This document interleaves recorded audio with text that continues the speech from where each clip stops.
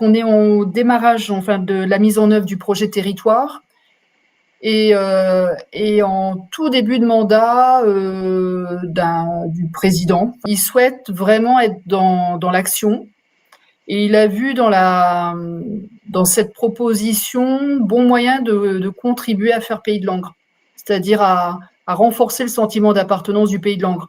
Parce que l'intitulé du projet de territoire 2014-2024, le slogan, c'était « Osons le Pays de Langres ». 2019, ça a été l'année d'élaboration du jeu.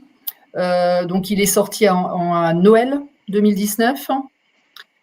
Donc, je dirais pendant 2 ans, il a été vu comme un outil de communication, promotion du territoire, pour faire connaître les particularités, les atouts, les richesses du territoire, du Pays de Langres, et un outil à la fois à destination des élus et des habitants. C'était alors, comme je l'indiquais, c'est vrai que pour mon président, c'était un moyen de faire adhérer 168 communes à un projet original.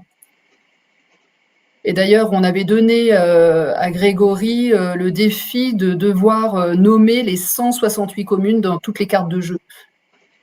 Et un challenge qui a été relevé. Grégory est allé à la rencontre des acteurs sur l'ensemble du territoire. Après, nous, notre côté, on a mis en place un appel à contribution auprès des élus, des acteurs de la société civile, pour qu'ils proposent en fait des questions, des thèmes. Et on a mis en place une réunion avec quelques élus et le conseil de développement territorial, parce qu'en fait, il s'avère que les élus du PETR du Pays de Langres ont saisi notre conseil de développement territorial pour qu'il contribue à la proposition, à la rédaction de questions. Et on a fait une séance où l'objectif était d'avoir au moins une question par commune, ou tout du moins que chaque commune soit nommée. Déjà, on était très surpris de l'engouement. Parce qu'en fait, sur les 3000 boîtes de jeux commandées, les élus ont souhaité en donner 600 à des écoles, aux bibliothèques, aux hébergeurs touristiques, aux communes. Et en fait, on avait organisé un moment pour que chacun récupère sa boîte de jeux. Et c'est vrai qu'on avait été étonnés du monde. D'ailleurs, on s'est même laissé un peu déborder parce que vraiment, en fait, c'était complètement nouveau et les gens ont été intéressés. Donc, des retours positifs à ce niveau-là. C'est sorti juste avant Noël, le Noël 2019. On avait différents points de vente qui avaient été positionnés. Donc, des partenariats montés aussi avec le supermarché, des supermarchés locaux. Et en fait, on a vu des ventes assez importantes. Et on savait que le jeu faisait plaisir pour que ce soit un cadeau à offrir pour le Noël 2019. Donc, pour moi, c'est 2 événements qui marquent en fait l'engouement autour du jeu. Et c'est resté pendant, je dirais, le Noël 2020.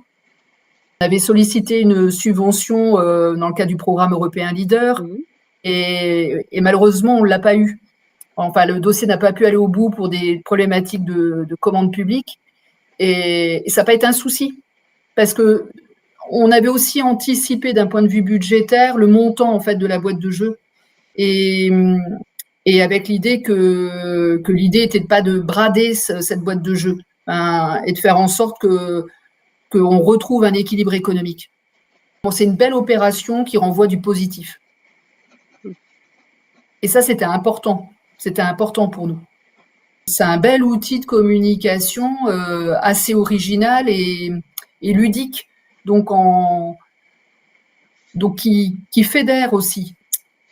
Donc, j'encouragerais les territoires à se lancer dans ce type de démarche. Un seul mot, fédérateur. Fédérateur, parce qu'en fait, ça a permis de fédérer les 168 communes du Pays de Langres. Ça a permis de fédérer élus et sociétés civiles à l'élaboration des jeux de questions. Ça a permis de toucher des acteurs économiques, des commerçants, des hébergeurs touristiques.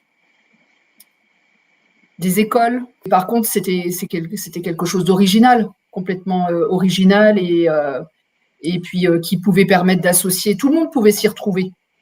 Même, on pourrait même se dire, même quelles que soient les catégories sociales. Et je pense que le fait de co-construire, enfin, et ce que permet Grégory à ce qu'on co-construise le jeu, notamment à nous laisser une marge de manœuvre dans l'élaboration des questions, je crois que c'est très impliquant et en fait, c'est très positif pour tout le monde.